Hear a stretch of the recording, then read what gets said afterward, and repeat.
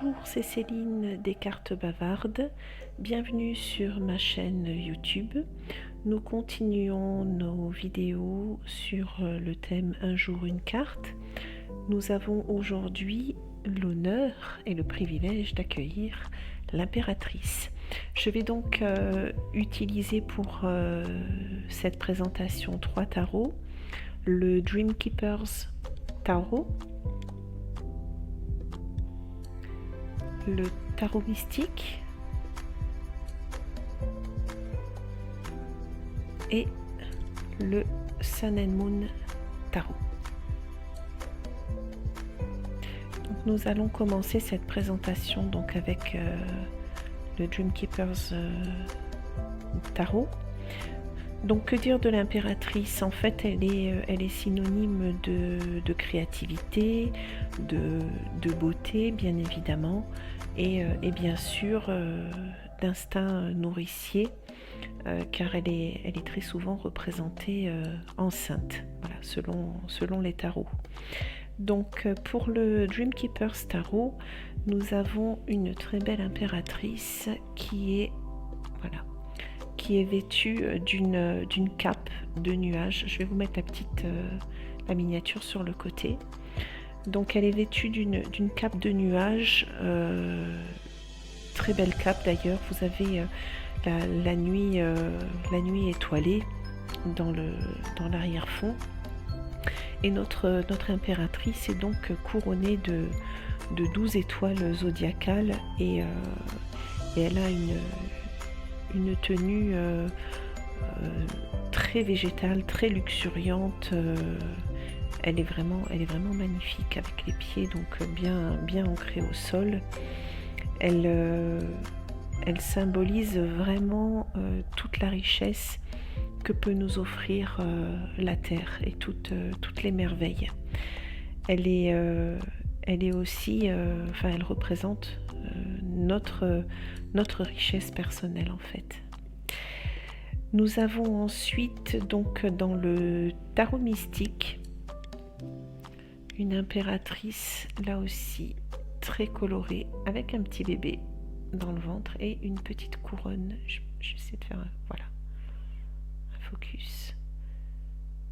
Cette carte est splendide, vraiment. Bon, comme tout le tarot, j'ai envie de dire. C'est mon tarot chouchou. Donc cette impératrice-là, elle est vraiment en pleine connexion avec la nature, puisqu'elle a une robe faite entièrement de fleurs. Et on peut voir d'ailleurs que sous les volants de sa robe, vous avez des étamines et du pollen qui sont symbole de la fertilité, de la fécondité, de la sexualité, tout du moins chez les plantes. Mais là ça a été représenté un petit peu parce qu'elle est à mi-chemin avec sa robe, à mi-chemin entre la nature et l'humain. Cette jeune femme, comme je vous le montrais tout à l'heure, est enceinte.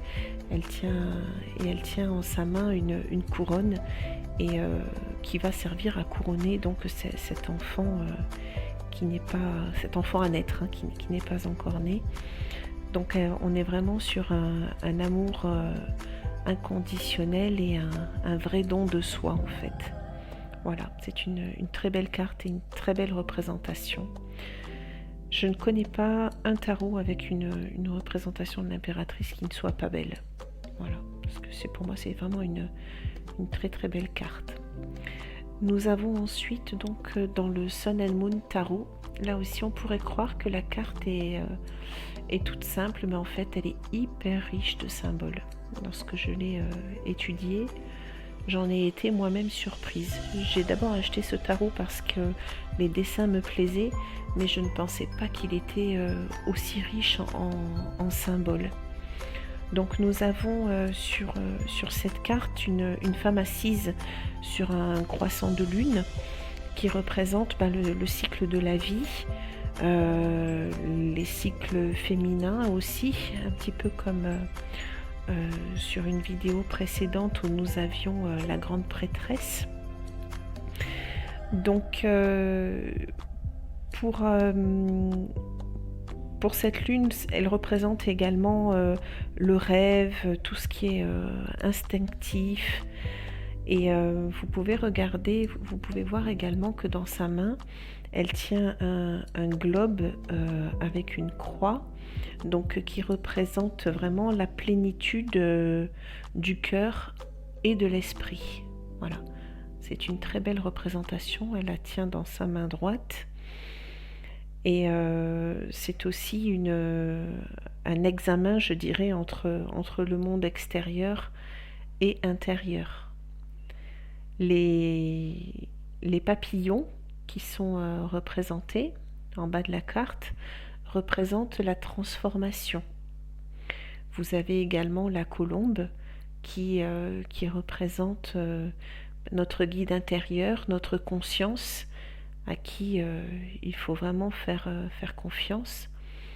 Et vous avez en bas à droite de la carte un caractère hébreu qui signifie Dalet et qui exprime le passage ou une porte. Et les arbres d'ailleurs représentent très bien ceci, puisqu'ils forment une alcôve et on aurait presque envie de passer au travers, un peu comme une porte mystique comme ça.